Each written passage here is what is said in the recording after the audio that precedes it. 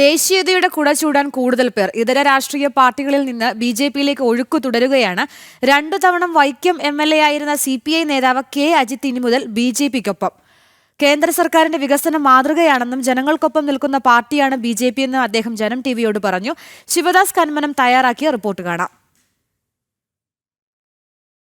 ദേശീയതയുടെ കൈപിടിച്ച് നിരവധി ആളുകളാണ് ഇപ്പോൾ അടുത്ത കാലത്തായി BJPയിലേക്ക് എത്തിക്കൊണ്ടിരിക്കുന്നത്. അങ്ങനെയുള്ള ഒരു വ്യക്തിയാണ്, നമുക്ക് അദ്ദേഹത്തെ പരിചയപ്പെടാം. ഇപ്പോൾ വൈക്കം മുൻ MLA കൂടിയായ കെ അജിത്ത്, അദ്ദേഹം ഇപ്പോൾ നമ്മളോടൊപ്പം ചേരുന്നുണ്ട്. എങ്ങനെയാണ് ഈ ഒരു BJPയിലേക്ക് എത്തിയത്? എന്താണ് അങ്ങനെ ഒരു സാഹചര്യം? തീർച്ചയായും BJPയിലേക്ക് വരണമെന്ന് ആഗ്രഹിച്ചത് രാജ്യത്തെ പുരോഗതി നമുക്ക് നേരിൽ ബോധ്യപ്പെടുന്നതാണ്. അത് കേരളത്തിലേക്കും വരണം. ആ പുരോഗതി കേരളത്തിലുണ്ടാകണം, ആ വികസനം കേരളത്തിലുണ്ടാകണം, ആ കേരളത്തിലെ ജനങ്ങൾക്ക് ഉപയോഗപ്രദമാകണം. നമ്മുടെ പുതിയ തലമുറ ഇന്ന് സമയലഭ്യതയുടെ കുറവ് മൂലം പല കാര്യങ്ങളും ബുദ്ധിമുട്ടുകയാണ്. നമുക്ക് യാത്ര ചെയ്യാൻ നല്ല റോഡുകൾ ഇല്ലായിരുന്നു. അത് BJP കേന്ദ്ര ഗവൺമെൻറ് സഹായത്തോടെ പുതിയ റോഡുകൾ വന്നു.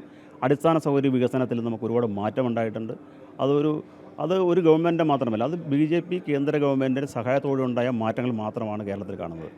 അതുകൊണ്ട് തന്നെ ഇനിയും മാറ്റങ്ങൾ ഉണ്ടാകേണ്ട ആവശ്യമുണ്ട്. ആ മാറ്റങ്ങളിൽ ജനങ്ങൾക്കും വേണം, സമൂഹത്തിനും വേണം.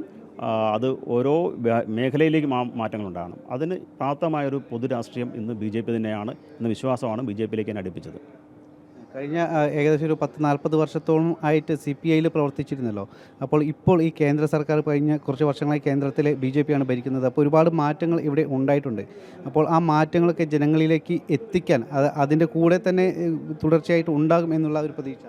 തീർച്ചയായും ആ മാറ്റങ്ങൾ എനിക്ക് ബോധ്യമായ മാറ്റം ഞാൻ മറ്റുള്ളവരിലേക്ക് പകർന്നു കൊടുക്കുകയും അത് മറ്റുള്ളവരിലേക്ക് പകർന്നു കൊടുക്കുകയും ചെയ്യേണ്ട സാഹചര്യത്തിലാണ് നമ്മൾ ഒരു രാഷ്ട്രീയ പ്രവർത്തൻ്റെ പ്രധാന പ്രവർത്തനം.